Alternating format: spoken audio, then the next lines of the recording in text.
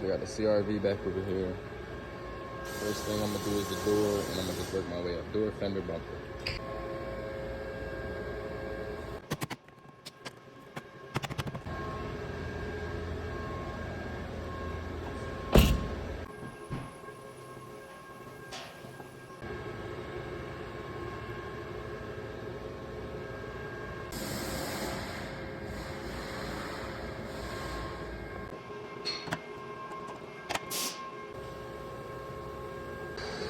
Alright, so we got the CRV almost ready to go back together. Only issue, they sent us a new piece, one of these, and it did not come with new clips. So I gotta wait for these new clips. I was only able to save one. So yeah, we're kind of on a standstill. I'm about to go to lunch, but when I come back from lunch, we're gonna jump over to this one and put the sensor on there, measure that, make sure that's good, and throw the bumper together, and this one will be done.